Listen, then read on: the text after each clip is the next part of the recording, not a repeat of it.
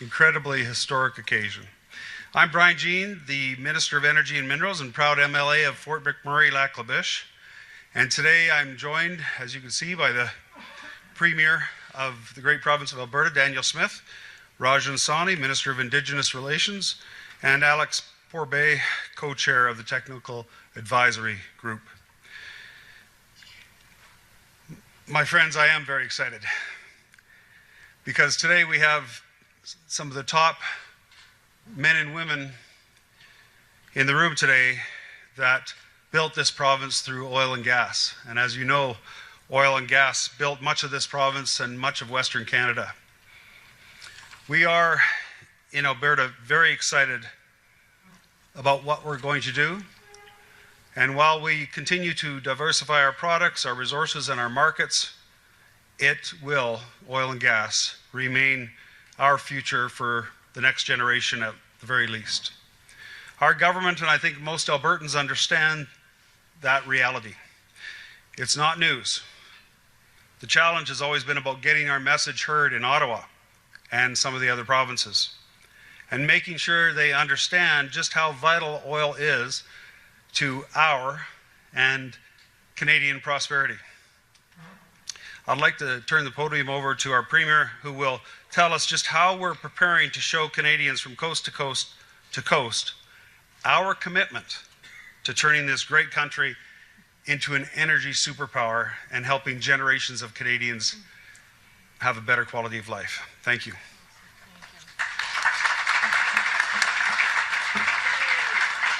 Well, thank you so much, Minister, and thank you for the incredible work you've done on getting us to this point. I understand we have over 100 leaders from the energy sector in the room with us today, and it is indeed an exciting announcement, and I know you've done incredible work on it. Very pleased to be here not only with our Minister of Energy, Brian Jean, but also our Minister of Indigenous Relations, Rajan Sawhney, who has been making tons of phone calls in the last couple of days in ensuring that everyone knew who might be impacted by this, what our intentions were, as well as Alex Pourbaix, Executive Chair of Cenovus Energy and one of our leading companies in the oil sands operations in Alberta. We also have representatives from the energy sector, pipeline companies, and Indigenous communities. And we've come together here today because Canada stands at a critical crossroads. Beneath our feet here in Alberta, we stand on oil reserves valued at over $9 trillion. This resource wealth presents Canada and Canadians with boundless opportunities.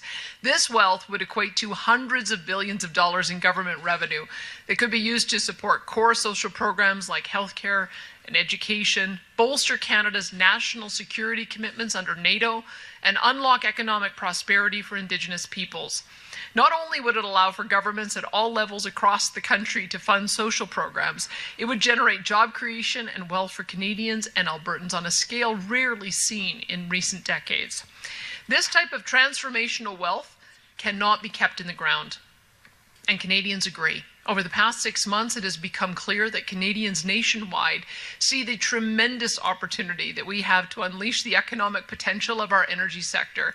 In fact, recent polling has shown that 3/4 of Canadians support building a new oil pipeline. Additionally, the global demand for oil is increasing, and the world wants more Canadian oil and gas. We've heard this from Asia, in Japan, South Korea, Malaysia, and Indonesia, to name a few. We've heard this from Europe, and we know that we need to deliver on global energy security efforts. There are billions of people around the world living in energy poverty who demand a higher standard of living. This is not just a question of Alberta's energy, it is a global moral imperative. What stands before us right now is a once-in-a-generation opportunity to unlock our wealth of resources and become a world-leading energy superpower, creating lasting prosperity for generations to come. But to realize this potential, the federal government must make meaningful and substantive reforms to Canada's regulatory environment to revive investor certainty.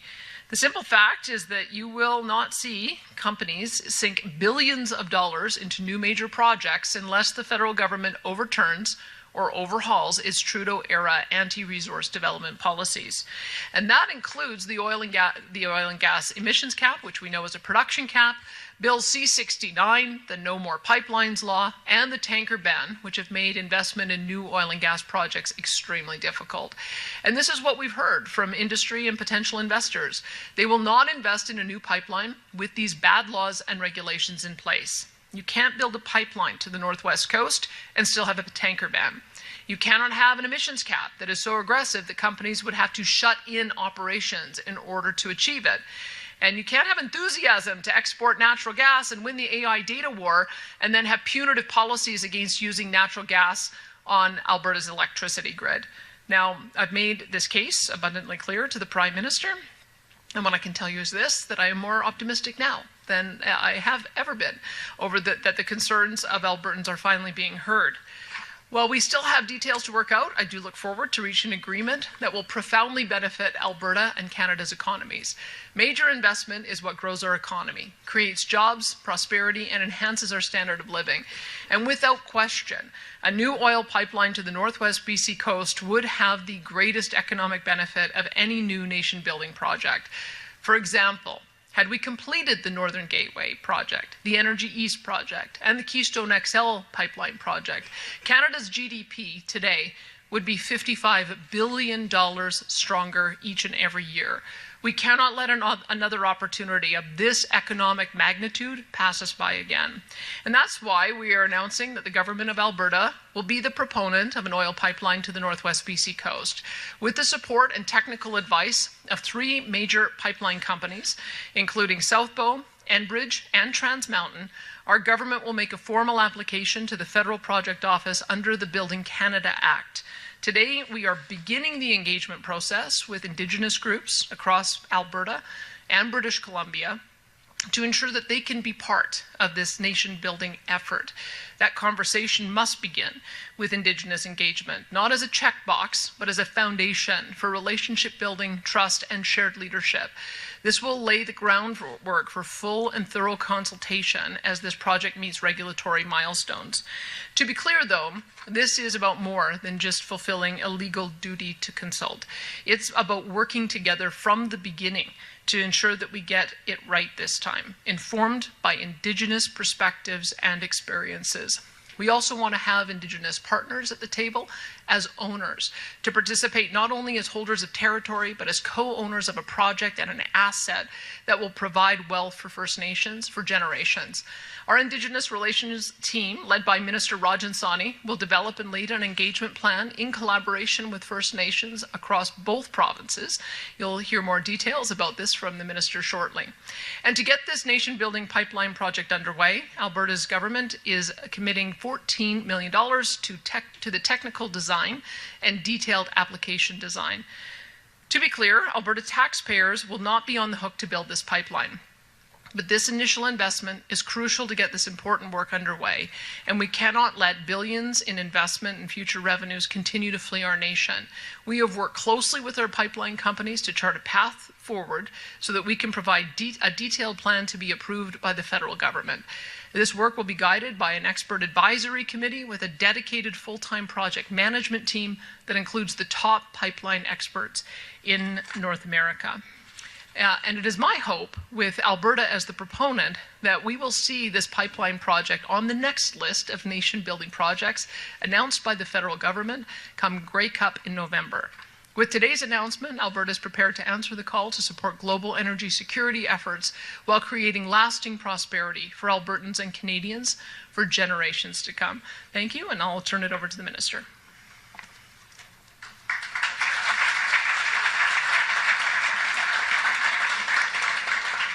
So Calgary, are you excited? I said, are you excited? We've waited a long time for this.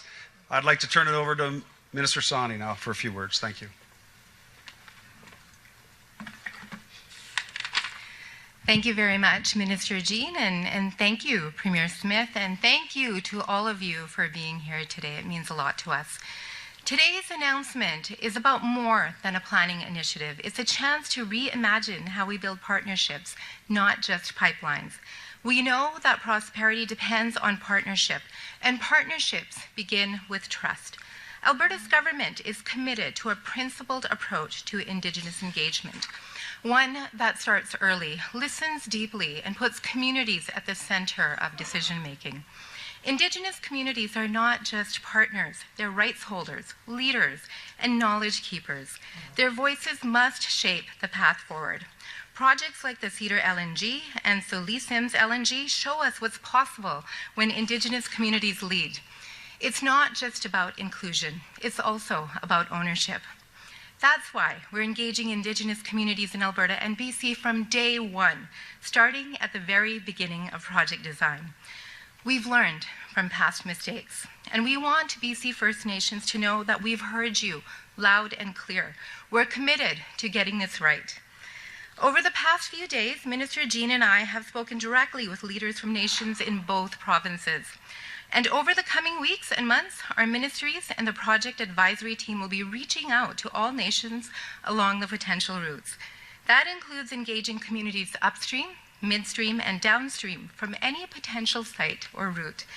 We're engaging on everything from route specifics and environmental protections to opportunities for Indigenous ownership, equity stakes, and long-term prosperity. This is about more than infrastructure. It's about economic reconciliation and building lasting prosperity together. Nothing is locked in. We are here to listen, share information transparently, and ensure Indigenous voices shape decisions that affect their lands, their livelihoods, and their futures. This initiative lays a foundation for trust, for opportunity, and shared leadership, values that will shape the future of energy development in Canada. Together we can build something meaningful. Thank you once again for being here today. I'll hand it back to Minister Jean.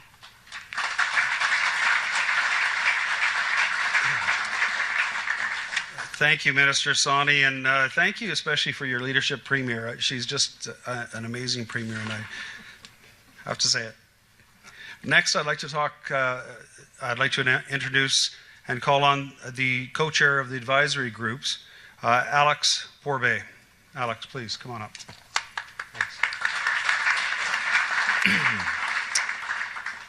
Thanks very much, Minister. And I wanted to start off first by thanking the Premier for the opportunity to serve Alberta and this industry that has been so good to me and the country.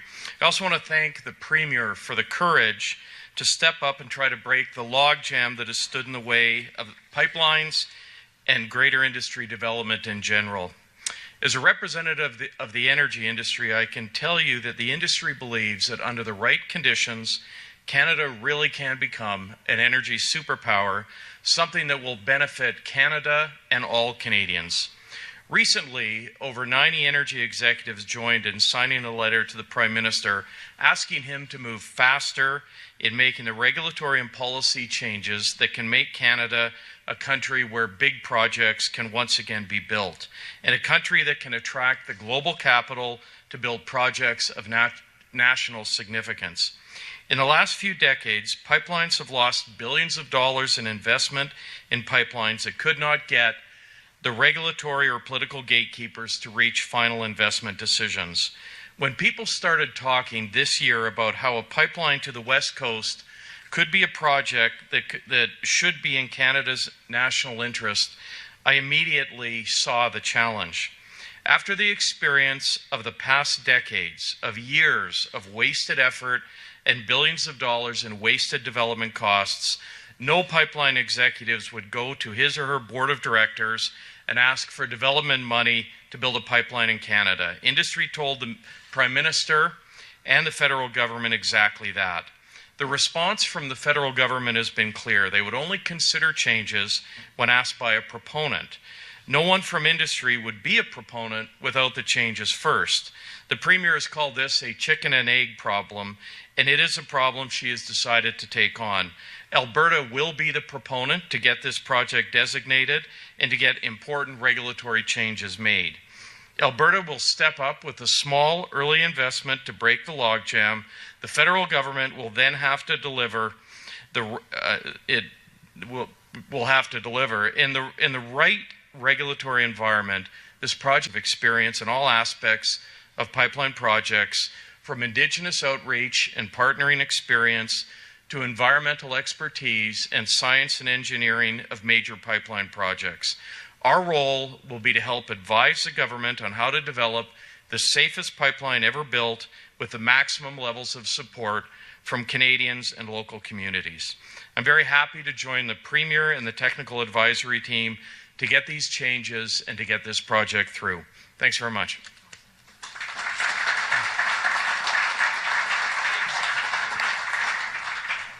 Well, I can see the excitement in the room, and I think a lot of Albertans and Western Canadians and Canadians are very excited about the prospects we have in front of us. I'm going to, with that, that concludes our formal program. I'm going to turn it over to Sam now to handle the news conference and the questions. Thank you. Thank you. We'll now head into our media Q&A section for media here in the room. The media mic is just to the left of the cameras there. We'll be taking one question, one follow-up. Remember to please state your name and outlet before your question. We'll start off here in the room before making our way to the phones. Go ahead first at the mic. Thanks. It's Tim with CTV for the Premier, please. I'm way back here. Oh, hi. See you now. We'll move you forward. There's a lot of big heads in the camera pits. You said it, not me. To me, this seems a little bit risky if you don't have some sort of promise from Ottawa that these 9 laws are going to be repealed. So do you know something we don't know? Well, we've limited our risk because we've allocated $14 million to get it through the first couple of stages of technical design. I just have confidence that if we fix the investment climate and get an agreement with the federal government to move forward on this on the major projects list, that proponents will step up and it will be built with private sector money. I've said all along that if the only way to build a pipeline is with taxpayer dollars, then this will have been a failed exercise. We actually have to create an investment climate so the private sector feels some confidence in investing in these kinds of projects again. It needed to be kickstarted because if we won't see a proponent until we have the laws fixed, and so we're prepared to be the proponent to get it to that point. Perfect. And then obviously there's going to be a little bit of pushback here. We already have the Premier to the west of us calling this not realistic, essentially a distraction. So how do you plan to deal with some of the opponents to this project, whether it's the Premier next door, whether it's some of these Indigenous groups, whether it's just activists who don't want a pipeline? Well, I would say this, that, if we had been able to redraw the map at the founding of Alberta, maybe we would have drawn it with a little bit of British Columbia so that we had a port. Maybe Port of Prince Rupert would have been part of Alberta as opposed to part of British Columbia. But we didn't have the luxury of doing that. Instead, to make sure that we were a country, we built the Trans-Canada Railroad, we built the Trans-Canada Highway. We've partnered with British Columbia to ensure that their natural gas can make it through Alberta, through a pipeline to get to the U.S. market. And we've wanted to make sure that all of the goods that come into British Columbia, into their ports, have free entry and free access through Alberta. That's the deal that we have. I think that coastal provinces have a special obligation to be generous in making sure that we're creating access to ports for all of our products. I know that Alberta shares that view. I have not publicly opposed any project that has been proposed by any of my premierial counterparts. I'm very supportive of any of their aspirations, and we're going to make sure that we can find areas of common ground. I would say about this project in particular, it was approved. It was going to go ahead, and yet a political decision canceled it. So this was a shovel-ready project some 10 years ago, and now it's a matter of seeing with the technical changes, with some of the advancement technology, with some of the things that we know about building to the coast, with some of the new expectations about Indigenous equity ownership. Now we're going to see if we can revitalize that and maybe have a shortcut because it was ready to go just a short time ago. So I will continue, as I said, to work to build the coalition of partners who are going to be on board with this. But this is a Canada project, and this is a test of whether Canada works as a country. Because if we can't build with collaboration of the federal government and between provinces, if it's everybody gets to get their products going to market except Alberta, that's not a country. A country is one where we support each other. And I think Canadians are there, and I hope that we can get more and more politicians to get there too. Thanks. Thanks, Tim. And we'll go to our next mic.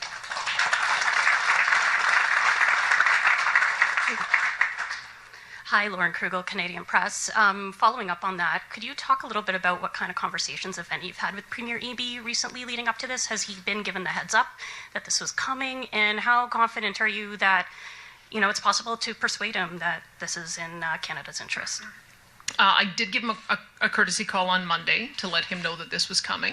And I saw his initial reaction, and obviously we have some work to do. I mean, I understand the priorities that he has on some of the projects that have come forward. And as I said, we're very supportive. We're very supportive of a optimization of the Trans Mountain pipeline that might add another 275,000 barrels a day. We think that's a great project. We're very supportive of all of the natural gas development, LNG Canada too, which is on the list, as well as Silisms and others that have been indicated that might get there. We think that that is going to be good for not only British Columbia, but also for us. We're also very supportive of talking about ways in which we can build interties so that we can assist BC in times where they have drought in being able to provide a secure energy backup and vice versa. We have a biodiesel facility that is up in operation. Most of that is destined for the BC market with their clean fuel standards, and we hope to do more of that. So I like to build with the other premiers on areas in which we agree. We don't always agree on everything all the time, but I think we've got a lot of common ground to start from. And I think as we continue on and build the relationships that will be able to I hope, win him over. I might want to get my Indigenous Relations Minister, though, to respond to that too, because I know that she's been making many, many calls to Indigenous leaders as well, and I think she could probably tell you what kind of reaction she's gotten there.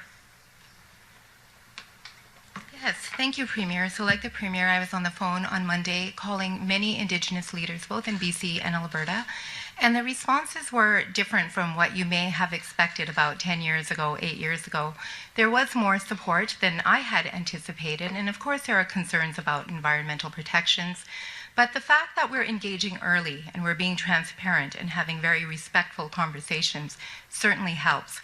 This is not consultation. We're just talking about the initiative, and I have heard from many Indigenous leaders that they're very interested in equity ownership and being part of this energy infrastructure.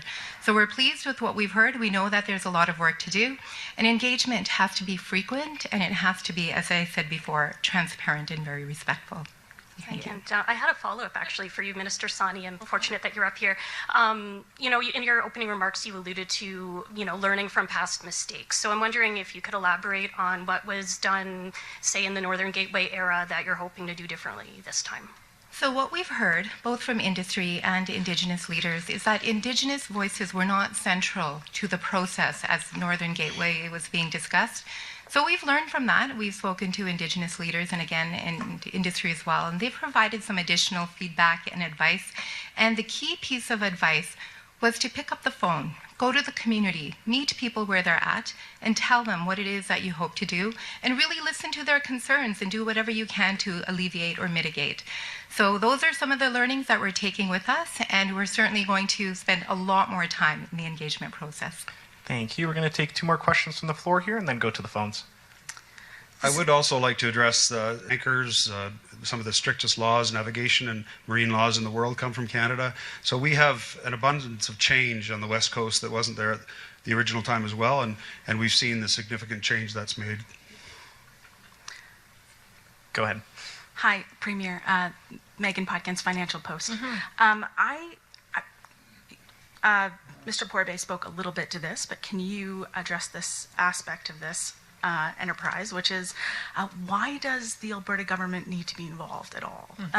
Isn't planning a pipeline kind of the straightforward part, the part that that the private sector is really good at? Why is the Alberta government the one coming up with this project? Well, I'll tell you a couple things. I mean, first of all, let's remember who owns the resource. The resource is about 85% owned by the people of Alberta, and the government of Alberta represents that. And we partner with the private sector through lease agreements to be able to develop our resource.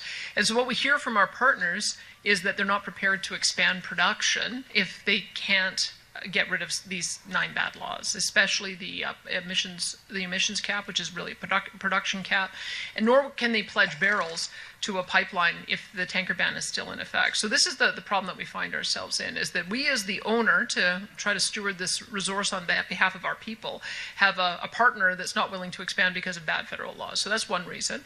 The other reason is I had an opportunity on a trade mission to be in Mexico, and I heard about TC Energy's success in partnering with the Mexican government. They have challenges too down there, but they managed to partner with the Mexican government, where the Mexican government began with the community benefits agreement, the consultation, the permitting process, and the company ended up focusing on the technical aspects of building a pipeline. They were able to get from final investment decision to completion on a 750-kilometer pipeline in 3 years. It was the biggest success in their history. And so I think we can learn from that. If there is work that needs to be done by governments to make sure that we can address issues of community benefits and equity, partnership, ownership stake, that is our job. We also have created a new mechanism. I'll give you a third answer. We also created a mechanism called the Alberta Indigenous Opportunities Corporation, which allows us to provide loan guarantees so that Indigenous bands can take an equity stake in various projects. We've got 43 of the 44 bands in Alberta that have done so, 7 projects that will represent $1.3 billion worth of revenue. And so for us to be able to secure Indigenous ownership equity and underwrite it, we need to be at the table. So these are all of the reasons why the things are slightly different this time than they were before. It would be optimal if a pipeline proponent had a clear path to being able to get a project approved without the need to partner with government. But that's not the world we live in. We live in a world where you do need a government to demonstrate that they are partners